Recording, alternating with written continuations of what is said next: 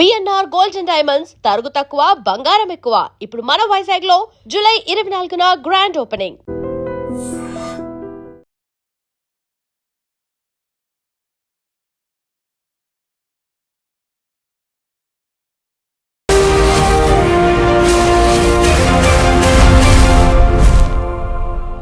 నమస్తే, welcome to I dream social spotlight with Kavitha. Cockroach Janata party చెలో సంసద్ కార్యక్రమం ఇంకా కొనసాగుతూనే ఉంది. నిన్న రాత్రి టెంట్లను తొలగించినప్పటికీ కూడా వందలాదిగా వచ్చినటువంటి కార్యకర్తలు జంతర్ మంతర్ దగ్గర నిరసన కొనసాగిస్తూ ఉన్నారు. ధర్మేంద్ర ప్రధాన్ 20 మంది మరణానికి కారణమయ్యారు, ఆయన రాజీనామా చేయాలి అనే దాంతో పాటుగా చనిపోయినటువంటి ఎవరైతే ఆత్మహత్య చేసుకున్నారో వారందరికీ ఒక్కొక్క కోటి రూపాయల నష్టపరిహారం చెల్లించాలి అనేటువంటి డిమాండ్తో ఈ దీక్ష అనేది ఇప్పటికీ కొనసాగుతోంది. జంతర్ మంతర్ దగ్గరికి కేంద్ర ప్రభుత్వమే రావాలి, చర్చలు జరపాలి, మేము మాత్రం వాళ్ళ దగ్గరికి వెళ్ళము అనేటువంటి మాట. మరి వర్షాకాల పార్లమెంటు సమావేశాల్లో దీనికి సంబంధించి కేంద్ర ప్రభుత్వం ఏమైనా నిర్ణయం తీసుకుంటుందా? నెక్స్ట్ ఏం జరగబోతోంది? మనతో పాటుగా ఉన్నారు తమ్మారెడ్డి భరద్వాజ గారు. హలో అండి, నమస్తే. సో కాక్రోచ్ జనతా పార్టీ, ఆ పేరు వినగానే కాక్రోచ్లు పుట్టుకొచ్చాయి, లేకుంటే అసహ్యకరంగా ఉన్నారు, లేకపోతే వీళ్ళేంటి మన సమాజాన్ని బాగు చేసేది, ఇలాంటి మాటలు, ఒక నిరుద్యోగులు ఒక అసహనం అనేది ఉంది, ఒక లేజీనెస్ ఉంది. బట్ ఒక సెక్యులర్గా ఆలోచిస్తున్నారు, ఒక డెమోక్రటీగా నిరసన తెలుపుతారు అనుకున్నది ఇప్పుడు సడన్గా ఇంకొక టర్న్, ఇంకో ట్విస్ట్ తీసుకుందా? ఈ మొత్తం ఎపిసోడ్ జంతర్ మంతర్ దగ్గర ఏం జరుగుతోంది? సోనం వాంగ్చుక్ని ఎట్లా చూస్తున్నారు మీరు? అసహనం ఏం లేదు. అసహనం అంటే నేను కాక్రోచ్ని అట్లా అనుకుంటా. అంటే ఈ సమాజంలో ఏం జరుగుతుంది అని ఆలోచించిన వాడు, ప్రశ్నించిన వాడు కాక్రోచ్ అయితే నేను కాక్రోచ్ని. అంతకుముందు మీరు అర్బన్ నక్సల్ కూడా. అర్బన్ నక్సల్ ఎప్పుడు మొదటి నుంచి. సో అంటే ప్రశ్నిస్తే మనం నక్సలైటో, దేశద్రోహో, కాక్రోచో, ఇంకోటో అవుతా ఉంటే మనం ఏం చెప్పలేము. అంటే మనం డెమోక్రసీలో ఉన్నాం, మనం ఏం చేయాలి, ఎలా ఉండాలి అనేది మనం ఆలోచించుకుంటాం. అంటే అట్లాగే మన సమాజం ఎలా ఉండాలని కూడా ఆలోచిస్తూ ఉంటాం. ఈ ఆలోచించిన ప్రతివాడు ఇదనుకుంటే, కాక్రోచ్ అనుకుంటే కష్టం. సో ఇప్పుడు వాళ్ళు యాక్చువల్గా ఇప్పుడు కాక్రోచ్ జనతా పార్టీ అనేది పేరు పెట్టారు, కానీ ఆయన ఏమన్నాడు, ఈ పని లేని వాళ్ళంతా కాక్రోచ్ లాంటి వాళ్ళు, లేకపోతే ఇంకోటి ఏదో కూడా పెస్ట్ ఏదో సంథింగ్ ఏదో అన్నాడు. సో ఎందుకు ఖాళీగా ఉంటే మనం ఆలోచిస్తూ ఉంటే ఖాళీగా ఎందుకు ఉన్నాం? స్టూడెంట్సే కాదు, స్టూడెంట్స్ అయిపోయినాక చదువు అయిపోయిన డిగ్రీ హోల్డర్సే కాదు, మా అలాగే రిటైర్ అయిన వాళ్ళు కూడా ఖాళీగానే ఉంటారు. ఖాళీగా ఉన్నవాళ్ళు సమాజాన్ని గురించో ఇంకోటి ఆలోచిస్తారు, వాళ్ళు పాపం లైఫ్ని గురించి ఆలోచిస్తారు, మేము దేశాన్ని గురించి ఆలోచిస్తాం. సంథింగ్ దేశం కాబట్టి ఇంకో సర్వైవల్ ఏదో గురించి. సో ఆలోచించిన వాళ్ళు ఆలోచించిందంతా తప్పు, మేము చెప్పింది మీరు వినాలి తప్ప మీరుగా ఆలోచించే హక్కు లేదు అనే పరిస్థితిలో మాట్లాడుతున్నారు ఇవాళ సమాజంలో. దానికి వచ్చిన తిరుగుబాటు అంటారో, లేకపోతే దాని మీద నిరసన కాక్రోచ్ జనతా పార్టీ. అది పుట్టినాక ఏదో జరిగింది, మొత్తానికి బాగానే ఉంది అనుకుంటుంటే ఆయన ఒకరోజు వచ్చి నేను జూన్ 20వ తారీఖు వచ్చేస్తున్నాను, మనం ఈ ప్రధాని గారు రిజైన్ చేయాలని పెట్టుకుందాం అన్నాను. సో అతను ఫ్లైట్ దిగి రాగానే జనం మొదలెట్టారు. చాలా రెస్పాన్స్ భలేగా ఉండింది. తర్వాత అక్కడ చేశారు, ఇక్కడ చేశారు, హైదరాబాద్లో కూడా చేశారు, చాలా చోట్ల చేశారు. ఆశ్చర్యం ఏంటంటే నేను ఆ రోడ్డు మీద వెళ్తుంటే హైదరాబాద్లో ఇంకా సండే రోజు కదా కంటిన్యూస్గా జరుగుతానుంది అప్పటి నుంచి. హైదరాబాద్లో మొదలెట్టిన రోజు నుంచి విపరీతంగా ఉన్నారు జనం. అక్కడ 2,000 మంది ఉంటుంటారు, నేను చూశాను మొన్న. సో ఈ లెక్కన అన్ని ఊళ్ళలో కంటిన్యూ అవుతుంది అది. ఢిల్లీలోనేమో నిన్న చలో అసెంబ్లీ చలో పార్లమెంట్ అన్నారు, పార్లమెంట్కి వెళ్తానంటే లాఠీ చార్జ్ చేశారు. నిన్నటి ఇష్యూలో చాలా ఇంపార్టెంట్, చాలా ఆశ్చర్యకరమైన విషయం ఏంటంటే, తెల్లరగట్ట 5 గంటలకి there was a truck loaded with stones. 5 గంటలకి సోషల్ మీడియాలో బొమ్మలు పెట్టేసే ఉంది. అది పెట్టుంటే అంటే ఇటువంటి జరుగుతుందని తెలిసినప్పుడు ఎట్టి పరిస్థితుల్లోనూ గవర్నమెంట్ పోలీసు అక్కడి నుంచి ఆ ట్రక్ తీయించేయాలి. ఎందుకు తీయించలేదు?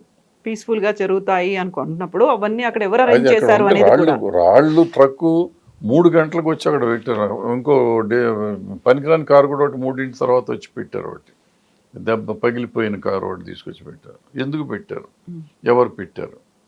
ఇది పెట్టినాక ఇదే రోడ్లో ఈ నిరసన ప్రదర్శన జరుగుతుందని తెలిసినప్పుడు ఎక్కడన్నా ఎవరన్నా రెచ్చగొడితే ఆ రాళ్ళు తీసి కొడతారని తెలిసినప్పుడు రాళ్ళు తీయించేయాలి సార్ ఎవరైనా కానీ. ఇప్పుడు ఇటువంటివి జరిగినప్పుడు మామూలుగా కుప్ప ఎక్కడన్నా పోసి ఉంటే కూడా తీయించేస్తారు ఆ ప్రదర్శన ఉంటుందని తెలిసిన రోజు.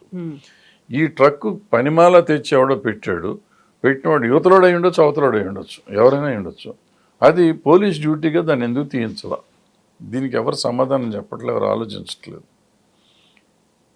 తర్వాత రాళ్ళు వేసారన్నారు, నాకు ఎక్కడ రాళ్ళు వేసిన తర్వాత ఎప్పుడో వేసారు అంటున్నారు. ఇటు రాళ్ళు వీళ్ళు వేస్తున్నారు, వాళ్ళు వేసింది ఎక్కడ కనపడలేదు, వీళ్ళు వేసేది కనపడలేదు.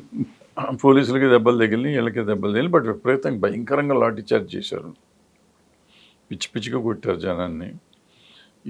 ఇది అవసరమా? పీస్ఫుల్గా వెళ్తున్న దాని మీద ఇవన్నీ జరగటం అవసరమా? అంతమంది పోలీసులు ఉండటం అవసరమా? పోలీసులకు బ్యాడ్జీలు లేవు, బ్యాడ్జీలు తీసేసారు. అంటే రిజర్వ్ పోలీసు ఉన్నారు కదా, ఆ బ్లూ డ్రెస్ చేసుకునే పోలీసు వాళ్ళందరికీ ఈ నేమ్ ప్లేట్లు ఉంటాయి. నేమ్ ప్లేట్లు తీసేసి కొట్టాల్సిన పరిస్థితి ఎందుకు వచ్చింది? ప్రశ్నలు, శేష ప్రశ్నలు ఇవన్నీ ఎందుకు జరిగింది? ఫైనల్గా వాళ్ళు ఆయన్ని ఎడ్యుకేషన్ మినిస్టర్ని రిజైన్ చేయమని 152 లీక్లు అయినాయి ఈ 12 ఏళ్లలో. ఈ లీకుల మీద ఎందుకు తీసుకోకూడదు? లీక్ ఎందుకు జరిగింది అని అడిగితే 2014కి ముందు కూడా జరిగినాయి కదా. 2014కి ముందు వాళ్ళు తప్పుడు వాళ్ళు అనే కదా నిన్ను గెలిపించాం. వాళ్ళు చేసిన తప్పుల గురించి నువ్వు మళ్ళీ ఎందుకు మాట్లాడుతున్నావు? నిన్ను గెలిపించింది ప్రజలు, గెలిపించారు మిమ్మల్ని. గెలిపించి మీరు వాళ్ళు చేసిన భ్రష్టాచారాన్ని రూపుమాపుతారు అని మీరు చేశాం. నీ దగ్గర కూడా జరుగుతుంది భ్రష్టాచారం అంటే నువ్వు నీతిమంతుడిగా ఉండటానికి ప్రయత్నం చేయటం మానేసి వాళ్ళు చేశారు కదా, అప్పుడు ఎందుకు మాట్లాడలేదు? అప్పుడు మాట్లాడటం ఓట్ల రూపంలో మీకు చూపించేశాం. ఓట్ల రూపంలో ఈ కొత్త ప్రభుత్వాన్ని తీసుకొచ్చాం. ఆ రోజు మాట్లాడాం, ఈరోజు మాట్లాడుతున్నాం. ఆ రోజు మాట్లాడాం కాబట్టి ఓట్లు మారినాయి. అంటే నువ్వు వేసావా, మీరందరూ వేసారు, వేయకపోతే ఇంతమంది రారుగా. ఆ రోజు కాంగ్రెస్ కొన్నదంతా ఇటు లీన్ అయింది కాబట్టి వాళ్ళు గెలిచి వీళ్ళు ఉన్నారు. సో వీళ్ళు గెలిచి ఉన్నాక ఇప్పుడు ఎవరైనా మాట్లాడుతుంటే, నా బొట్టోడో మీ బొట్టోడో మాట్లాడుతుంటే మీరు దేశద్రోహులు, మీరు కాంగ్రెస్, లేకపోతే ఇంకోటి ఇన్ని మాటలు వేరే వాళ్ళు ఉన్నారు, సెక్యులర్ అంటే అదొక బూతులాగా అయిపోయింది, అదొకటి అంటారు, ఏంటో అంటారు. ఈ మధ్యలో ఎందుకు ముస్లిమ్స్ వస్తారో తెలియదు, వాళ్ళు వస్తారు, ఇన్ని రకాలుగా ఉన్నాయి. ఇప్పుడు ఇన్ని జరుగుతూ ఉంటే నేను ఎక్కడ చూస్తున్నా ఎవరు మాట్లాడుతున్నారు, అందులో సెక్యులరిజం గురించి మాట్లాడుతున్నారు, స్లోగన్లు ఇస్తున్నారు, గవర్నమెంట్ అంటే ఒక ఉద్యమం వచ్చినప్పుడు అటువంటి ఉద్యమం చెప్తాం. ఇప్పుడు ఆయన రిజైన్ చేయమని అడుగుతున్నారు 4 రోజుల నుంచి వాళ్ళు, ఆయన చేయట్లేదు. ఇప్పుడు ఇది చేస్తా అంటే ప్రధానమంత్రి రిజైన్ అంటారు. అన్నంత లోపల దేశద్రోహం అవ్వదే అది. ఇప్పుడు అన్నంత లోపల ప్రధానమంత్రి గారు రిజైన్ చేస్తారా? ఎడ్యుకేషన్ మినిస్టర్ రిజైన్ చేయట్లేదు, ప్రధానమంత్రి ఎప్పుడు చేయాలా? ఇది జరుగుతుంది అన్నప్పుడు వీళ్ళని పిలిచి మాట్లాడటానికి ఏంటి కష్టం? నువ్వు రిజైన్ చేస్తావా చేయవా సెకండరీ. అయ్యా లీకులు అయినాయి, నిజమే, తప్పే జరిగింది, దీని మీద మేము యాక్షన్ తీసుకున్నాం, ఇంకా ఇలా తీసుకుంటాము, కాదు ఈయన చెయ్యాలి అంటే ఏదో చేస్తామో చేయమో మాట్లాడొస్తారు. డిస్కషన్, డైలాగ్ అయితే స్టార్ట్ అవ్వాలి కదా. ఎందుకు చేయట్లేదు? ఫైనల్గా నిన్న పిలిచారు, పొద్దున పిలిచి ఒక కాగితం తీసుకుని పంపించేశారు 10 నిమిషాల్లో. ఈ యాటిట్యూడ్ ఏంటి? మనం ఏం చేసినా చెల్లుతుంది, మనకి నడుస్తుంది, మనదే ప్రభుత్వం అనుకుంటే ఎంతకాలం ఉంటుంది అది? ఈ అహంకారం పనిచేయచ్చు. ఇందిరాగాంధీ గారు కూడా అట్టగే చేశారు, ఎమర్జెన్సీ పెట్టి చేశారు. ఇప్పుడు ఎమర్జెన్సీని మైమరిపిస్తున్నారు కదా వీళ్ళు. సో ధర్మేందర్ ప్రధాన్ రాజీనామా చేయాలి. దాంతోపాటుగా ఈ నీట్ పేపర్ రిలీజ్ అవడం వల్ల 20 మంది ఆత్మహత్యలు చేసుకున్నారు. వాళ్ళందరికీ కూడా నష్టపరిహారం చెల్లించాలి. సోనం వాంగ్చుక్ని బలవంతంగా తీసుకెళ్లారు, హాస్పిటల్లో ఇప్పుడు అడ్మిట్ చేశారు. బట్ ఆయన అక్కడ కూడా రెసిస్టెంట్ చేస్తున్నారు. నాకు ఇప్పటికీ కూడా గ్లూకోజ్లు, సెలైన్లు అవేం ఎక్కించొద్దు అనే మాట అక్కడ కూడా నిరసన అవుతోంది. ఈ రోజు కూడా జంతర్ మంతర్లో సెకండ్ డే కంటిన్యూ అవుతుంది. సెకండ్ డే కూడా చలో సంసద్ మేము చేస్తాము అనేటువంటి మాట. మేము ఇక్కడే ఎదురు చూస్తూ ఉంటాము, మీరే రండి. నిన్న దాడిలో ఎవరైతే గాయపడ్డారో వాళ్ళందరికీ మేమే క్షమాపణలు చెప్తున్నాము అనే మాట అభిజిత్ దీప్కే చెప్పుకుంటున్నారు. సో వీళ్ళు ఇక్కడ ఎన్ని రోజులైనా కంటిన్యూ చేస్తారా, లేకుంటే నిన్న జేపీ నడ్డా చెప్పినట్టుగా మీరు అక్కడ నిరసనలు చేస్తూ ఉంటే ఇలాంటి లాఠీ చార్జీలో లేకుంటే ఇలాంటి దాడులో పోలీసుల దగ్గర నుంచి కాకుండా మేము చూస్తాము అనే ఒక మాట అది కంటిన్యూ అవుతుందా, లేకపోతే ఆ మాట నిలుపుకుంటారా ఏంటి? ఎక్కడ నిలుపుకుంటారు? నేను అన్న అరగంటలోనే కొట్టారు కదా. ఇప్పుడు మేము జరగకుండా చూస్తామని చెప్పారు కానీ జరిగింది కదా. ఆయన నడ్డా గారు చెప్పిన తర్వాతే కొట్టారు. సో అవన్నీ జరగవు. ఇప్పుడు ఉద్యమం అన్నాక వీళ్ళు దెబ్బలు తినాల్సిందే, వాళ్ళు కొట్టాల్సిందే. ప్రభుత్వం చేయాల్సి పని ప్రభుత్వం చేస్తుంది, ప్రజలు చేసే పనులు అవన్నీ రెండూ ఉంటాయి. సో దాన్ని వాళ్ళని తప్పంటానికి లేదు, వీళ్ళని తప్పంటానికి లేదు. అయితే ఎందుకు సమస్య ఏంటి? ఇంత సమస్య పబ్లిక్లో ఉంటే, ఇంత నిరసన దేశం అంతా కనపడతా ఉంటే ఎందుకు పిలిచి మాట్లాడటానికి అహంకారం ఈ పార్టీ ప్రభుత్వానికి?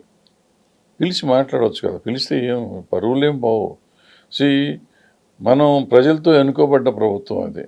మన ప్రజలతో మాట్లాడటానికి మన భేషజం పోయినా లేకపోతే ఇదిగా మాట్లాడతాం అనేది సరైన పద్ధతి కాదు. మనకి ఓటేసిన ప్రజలు కదా, ప్రజలు ఏదో చెప్తున్నారు, వాళ్ళు నిరసన ఏదో చెప్తున్నారు, పిలిచి మాట్లాడదాం. మాట్లాడితే కొంప మునిగేది ఏం లేదు కదా, పరువేం లేదు. ప్రధానికి ప్రధానమంత్రి పిలిచి మాట్లాడాలని లేదు, ఎవరైనా పిలిచి మాట్లాడవచ్చు. ఎవరో ఒకళ్ళు పిలిచి మాట్లాడి ఏంటేమీ గొడవ అని అడిగితే తెలుస్తుంది కదా. వాళ్ళ సైడ్ పాజిటివ్గా ఉంటే సరిపోతుంది కదా. ఇప్పుడు ప్రజలు ఇంత ఇది రాదు, మొదటి రోజు నుంచి పిలిచి ఉంటే ఇవాళ అన్ని రాష్ట్రాల్లోనూ అన్ని ఊళ్ళల్లోనూ ఈ కాక్రోచ్ జనతా పార్టీ వాళ్ళ మీటింగులు, టెంట్లు ఉండవు, నిరసనలు ప్రదర్శనలు జరుగుతూ ఉండవు. మీరు పిలవటం మానేశారు కాబట్టి అది పెరుగుతూ ఉంది.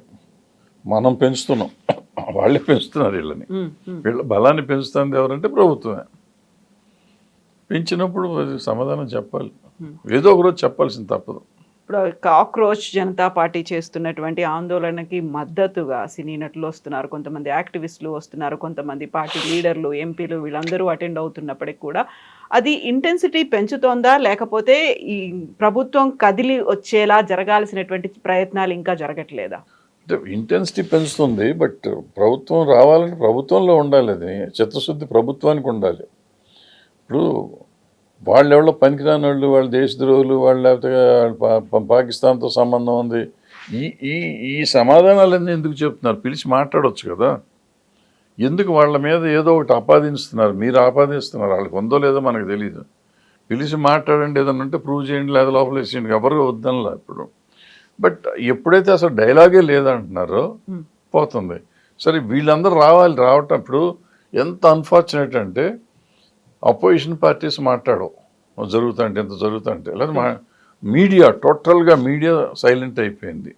సోషల్ మీడియాలో తప్ప దీని గురించి తెలియదు అసలు ఎవరికి. నాకు హైదరాబాద్లో జరుగుతుంది, వాళ్ళు నిన్న దారిన పోతా అంటే చూశాను. అక్కడ హైదరాబాద్లో అది ఇంకా జరుగుతుందని నాకు తెలియదు. అంటే మనం హైదరాబాద్లోనే ఉన్నాం, మరి మీడియాలో ఉండాలి కదా. మీడియాలో ఎక్కడ కనపడతలేదు. సో ఈవెన్ ఢిల్లీలో జరిగేది కూడా మీడియాలో కనపడతలేదు. ఇది మీడియా ఎందుకు why is it shying away from that? సమాజంలో ఒక సమస్యను గురించి జరుగుతూ ఉంటే సమస్యని ప్రజలకు చూపించడమే మీడియా పని. అది అసలు వాళ్ళు కనపడకుండా తిరుగుతున్నారు. పైగా దాన్ని ఇంకొక యాంగిల్ చూపిస్తున్నారు. ఏదైనా చూపిస్తే కూడా వేరే యాంగిల్లో చూపిస్తున్నారు. వీళ్ళు పాకిస్తాన్ ఏజెంట్లను, దేశద్రోహులను, ఇంకోటనో చూపిస్తున్నారు. అది ఎందుకు చూపించాలి? నిష్పక్షపాతంగా ఉండొచ్చు కదా, ఉండలేదు. ఇది అంతా ఏదో ఒక ఇవాళ కాకపోతే రేపు కాకపోతే ఎల్లుండి ఏదో ఒక రోజుకి నెగిటివిటీ. దీనికోసమని జంతర్ మంతర్ దగ్గర కూర్చొని ఆల్మోస్ట్ ఒక 20 days దీక్ష చేసి నిరాహార దీక్షలో ఉన్నటువంటి సోనం వాంగ్చుక్ కూడా ఆయన మీద కూడా దేశద్రోహ కేసు ఉంది, ఆయన్ని కూడా గతంలో అరెస్ట్ చేశారు అనే దాంతో పాటుగా లడక్కి వెళ్ళలేకుండా ఇక్కడే గొడవ చేస్తున్నాడు, లేకుంటే అక్కడికి వెళ్ళడానికి మొహం లేదు, ఇక్కడే ఉన్నాడు అనే మాట ఒకటి వినిపిస్తోంది. దీని వెనకాల కాంగ్రెస్ పార్టీ ఉందా అనుకుంటే లేదు. కాంగ్రెస్ పార్టీ కూడా ఆ రోజు సపరేట్గా నిరసనలు ఆందోళన చేసింది కాబట్టి కాదు, వీళ్ళ వెనకాల ఉంది ఆమ్ జనతా పార్టీ. గతంలో అభిజిత్ దీప్కే కూడా ఆప్లో వర్క్ చేసి వచ్చాడు కాబట్టి వాళ్ళ వెనకాల ఉంది. ఆప్కి ఇంకొక రూపం ఇది సిజేపీ అనే. వీళ్ళు అనుకుంటారు, ఎవరికి వాళ్ళు అనుకుంటూ ఉంటారు, అనుకున్నదంతా కరెక్ట్ అని ఎట్లా అవుతుంది. ఇప్పుడు నువ్వు ఎప్పుడైతే వాళ్ళని డిసోన్ చేస్తున్నావో, మన ప్రజలు అనేది డిసోన్ చేస్తున్నావో, ఏదైనా మాట్లాడతావు అది మాట్లాడతాం కరెక్ట్ కాదు. ఆఫ్లో నుంచి బయటకు వచ్చి ఉండొచ్చు, ఇంకో దగ్గర నుంచి వచ్చి ఉండొచ్చు. వస్తే ఏం నష్టం ఏంటంట? నష్టమేం లేదు కదా. ఇప్పుడు ఎంతమంది ముఖ్యమంత్రులు కాంగ్రెస్ నుంచో ఇంకో పార్టీ నుంచో వచ్చిన ముఖ్యమంత్రులు అవి ఉన్నారు ఇప్పుడు బీజేపీలో. వాళ్ళు అయితే అనకూడదా మనం? ఇట్లాగే ఇతను ఆఫ్ నుంచి రిజైన్ చేసి వెళ్ళిపోయాడు, దూరంగా వచ్చాడు. అతనికి అయితే మళ్ళీ మూడు వచ్చాడు. వచ్చి అతను అడుగుతున్న ప్రశ్న కరెక్టా కాదా వరకే మనం మాట్లాడాలి. అతను ఏం చేశాడు, అతను నేర చరిత్ర ఏంటి, ఇంకోటి అన్ని పర్సనల్ విషయాలు మాట్లాడకూడదు మనమే చెప్తాం. ఎందుకంటే ఇక్కడ మన గింతులు సంగతి మనకు ఉన్నాయి. ఇప్పుడు 360 మంది ఎంపీలు మీద నేర చరిత్ర ఉంది అక్కడ. మరి దాని గురించి మాట్లాడితే పర్సనల్ విషయం అంటావు నువ్వు. మరి ఇతను ఆపులో ఉంటే అంత నష్టం ఏంటంటే ఉండేవాడేమో, ఇప్పుడు లేడు కదా. అతను కొత్తగా ఏదో అది కూడా వెటకారంగా పెట్టిన పార్టీ అది దీని మీద కూడా కాదు. కాక్రోచ్ అని ఎందుకు పెట్టుకుంటాడు? పెట్టేటప్పుడు వెటకారంగా ఒకటి పెట్టి ఒక వ్యంగ్య ఇది చూపించాడు దాన్ని, ఒక ఉద్యమంగా. వ్యంగ్య ఉద్యమం అది యాక్చువల్గా. దాన్ని నువ్వు సీరియస్ ఉద్యమం చేసింది ఎవరు? వీళ్ళు. అతను సీరియస్ ఉద్యమం కాదు, అతను వ్యంగ్యంగా మొదలెట్టాడు. దాన్ని మనం ఎక్కువ చేసుకుంటా వచ్చి వాళ్ళ పెద్ద ఉద్యమం చేసాం. దాన్ని ఆ ఉద్యమాన్ని అణిచివేస్తానికి నేను ప్రయత్నం చేసి మొత్తం జంతర్ మంతర్ క్లీన్ చేశారు. మళ్ళీ పొద్దున్న తయారైంది. అదే కాక్రోచ్ అంటే అంతే కదా, ఎక్కడికి పోయింది దాన్ని చంపినా మళ్ళీ పిల్లలు వస్తూ ఉంటాయి. సో కాక్రోచ్ని చంపలేమని వాళ్ళే తెలియకుండా చెప్తున్నారు. ఇంత జరిగిన తర్వాత కూడా మళ్ళీ యువత గురించి కూడా ఒక పర్టికులర్గా ఎవరైతే ఫోకస్డ్గా ఉన్నారో వాళ్ళంతా కెరీర్ మీద ఉన్నారో, లేకుంటే వాళ్ళకి కావాల్సినటువంటి చదువుల మీద ఉన్నారో, కొంచెం డిస్ట్రాక్ట్ అయిన వాళ్ళు ఎవరినైతే ప్రొవోక్ చేస్తున్నారో వాళ్ళు మాత్రమే జంతర్ మంతర్ దగ్గరకు వస్తున్నారు, వాళ్ళు మాత్రమే కాక్రోచ్ జనతా పార్టీలో ఉన్నారు. ఎవరైతే కొంచెం ప్రభుత్వానికి వ్యతిరేకంగా ఉన్నారో వాళ్ళు మాత్రమే గళమెత్తుతున్నారు తప్ప అందరి యూత్ వాయిస్ ఇదే కాదు కదా, అందరినీ వీళ్ళు రిప్రజెంట్ చేయట్లేదు, రిఫ్లెక్ట్ అవ్వట్లేదు కదా అనేది అని అంటున్నారు కదా. ఇవాళ ఎంతమంది బీజేపీకి ఓట్లు వేశారు? 40% ఉంది భారతదేశం మొత్తం మీద, 40%, 35% సంథింగ్ ఉంది. So 60% are against BJP even today భారతదేశంలో. కాబట్టి బీజేపీ పనికిరాదని మనం అంటామా? ఇప్పుడు బీజేపీ వాళ్ళు చేసేది వాళ్ళ స్లోగన్ నచ్చో జనం నచ్చో వాళ్ళు గెలుచున్నారు. అట్లాగే కాక్రోచ్ జనతా పార్టీ కూడా వాళ్ళ సమస్య ఈ ఏమంటారు దీన్ని, పేపర్ లీకేజీని గురించి ఒక సమస్యను తీసుకొని వాళ్ళు ఒక ఉద్యమం తీసుకున్నారు. సో వేరే సమస్యలు ఉన్నాయి కదా, తీసుకోకుండా ఇదే ఎందుకు తీసుకున్నారు అంటే వాళ్ళు రాజకీయం అయితే తీసుకోకర్లేదు. రాజకీయం చేయాలంటే చాలా చేయొచ్చు. పేపర్ లీకులు ఒక్కటే మాట్లాడుతున్నారు వీళ్ళు. దాన్ని నువ్వు ఎందుకు పరిష్కరించవు? చిన్న సమస్యను వాళ్ళు చెప్పినప్పుడు ఏలెత్తి చూపించినప్పుడు పరిష్కరించాల్సిన బాధ్యత అది. మనం రామాయణాన్ని గురించి వీళ్ళంతా మాట్లాడతారు. నిన్న కూడా ఎక్కడ చెప్పాను నేను, రాముడు అతను ఎవరో వడేలు సీత అక్కడ లంకలో ఉండొచ్చింది, లంకలో ఉండొస్తే అని అతను ఏదో అనుమానం వేస్తే వెంటనే రాముడు వదిలేశాడు. ఎందుకు పంపించేశాడు ఆవిడ్ని? ఆయన అనుమానించలా, ఆయన సీతను అనుమానించలా. తన ప్రజలు అనుమానిస్తే పట్టపు రాణి మీద అనుమానం ఉంటే పట్టపు రాణిగా ఆవిడ ఉండకూడదు అని ఆవిడని ఇక్కడి నుంచి దూరం చేశాడు ఆయన. అంటే కేవలం ఇప్పుడు మనం ఏదైతే రామరాజ్యం, ఏదైతే రాముడు, ఏదైతే రామాయణం కరెక్ట్ అంటున్నామో అదే కానీ కరెక్ట్ అయ్యి ఉంటే ఇవాళ ధర్మేంద్ర ప్రధాన్ని రిజైన్ చేయించాలి. రాముడు ఎట్లా సీతను అరణ్యానికి పంపించాడు, వీళ్ళు చేయించాలి. నిజంగా అతను బాధ్యుడా అంటే బాధ్యుడు అయ్యి ఉండకపోవచ్చు. ఆరోపణలు అయితే ఉన్నాయి. ఆరోపణ కూడా చేయటం అనవసరం, చేయకూడదు. అతను మంత్రి మీద ఆరోపణ ఎట్లా చేస్తాను? అతను లీక్ చేస్తాడా? ఎవడో లీక్ చేశాడు. Moral responsibility. ఆ రోజుల్లో లాల్ బహదూర్ శాస్త్రి గారు రిజైన్ చేశారని మోరల్ రెస్పాన్సిబిలిటీ. ఎక్కడో యాక్సిడెంట్ అయితే ఆయన ఎందుకు రిజైన్ చేయాలా? Just a moral responsibility. So చెయ్యాలి. చేస్తే నా తప్పేం పరువేం పోతుంది? చేయట్లేదు. చేయకుండా ఇప్పుడు ఏమంటున్నారు మీరు, ఏదో పని లేని వాళ్ళు కొంతమంది చేశారు అంటే నేను పని లేని వాళ్ళు ఒక 40% మీకు ఓటేస్తే మీరు రాజ్యం వెళ్తున్నారు కదా, అదే మాట నేను అనొచ్చుగా. పని లేని వాళ్ళు ఉంటే 60%లో ఉన్నారు వీళ్ళంతా. మళ్ళీ థర్డ్ టర్మ్ కూడా వచ్చారు కదా. వచ్చి సంతోషం, వస్తున్నారు, దే ఆర్ డూయింగ్ సంథింగ్. దాని గురించి మనం డిస్కషన్ అనవసరం.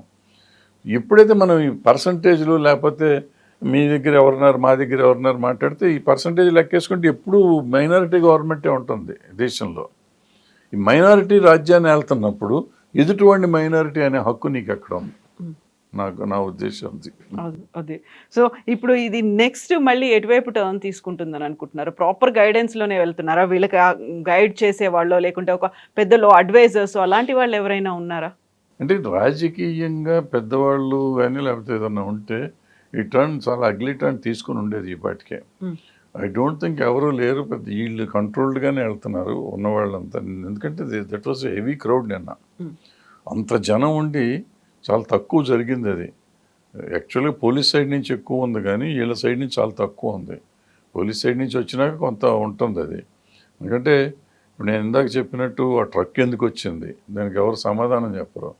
కావాలని తెచ్చి ఎవరో పెట్టారు దాన్ని అక్కడ. కావాలని తెచ్చిపెట్టినాక పోలీసులు దాన్ని చూసి కూడా వదిలేశారు. 5 గంటల నుంచి దాని మీద చర్చ జరుగుతుంటే 11 దాకా దాన్ని అసలు రాయి ఎవడో ముట్టుకోలేదు. 11 దాకా ఎందుకు తీయించలేదు వీళ్ళు?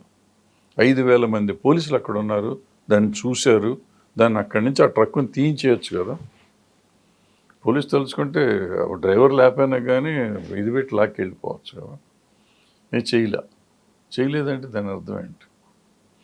సో ఇట్లా మనం అనుమానం పడకపోయినా జరుగుతున్నాయి అయ్యి. దాన్ని ఏం చెప్తాం ఇంకా. సో భవిష్యత్తులో కూడా కంటిన్యూ అవుతుంది. ఏ టర్న్ తీసుకుంటుంది ఇప్పుడు మెల్లిగా పొలిటికల్ పార్టీస్ అన్నీ మాట్లాడినాయి. రేపు పార్లమెంట్లో జరుగుతుంది, డెఫినెట్గా పార్లమెంట్లో డిస్కషన్ వెళ్తుంది. ఇవాళ కాకపోతే రేపు ఎల్లుండి డిస్కషన్ అయినాక ఏమవుతుంది? డిస్కషన్లో ఏముండదులే. వాళ్ళు మళ్ళీ దేశద్రోహులు అంటారు, మెజారిటీ ఉన్నారు కాబట్టి మీరంతా దేశాన్ని విభజిస్తానికి మాట్లాడుతున్నారు అనేది చెప్తారు వాళ్ళు.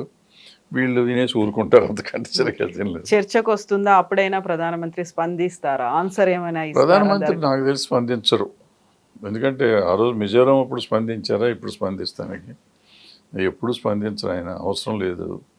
అంటే ఆయన ఉద్దేశంలో కానీ ఆ ప్రభుత్వం ఉద్దేశంలో ఇటువంటి చిన్న చిన్న ఇష్యూస్, చాలా మైనర్ ఇష్యూస్. ఇవాళ దేశానికి కావాల్సినవి ఏదో జీడిపిలు పీడిపిలు అటువంటివి ఉన్నాయి. ఇవన్నీ నెంబర్ 1లో ఉన్నాం కదా, నెంబర్ 3 అవ్వబోతున్నాం ఎకానమీలో. అట్లా ఆ ప్రయత్నంలో మేము ఉండగా ఈ చిల్లర విషయాలు చిన్న విషయాలు మాట్లాడుతాం ఎందుకని వాళ్ళు అనుకుంటున్నారు. సో ఐ డోంట్ థింక్ ప్రధానమంత్రి గారు మాట్లాడతారు. బట్ ఎవరో ఒకరు సమాధానం అయితే చెప్పాలి కదా. అది ఎవరో ఒకరు చిన్న ఎంపీలైనా సమాధానం చెప్తారు దానికి. మీరంతా దేశద్రోహులని ఒక డైలాగ్ చెప్తారు, సరిపోతుంది. ఎస్ అండి, థ్యాంక్ యూ సో మచ్ అండి. Thank you.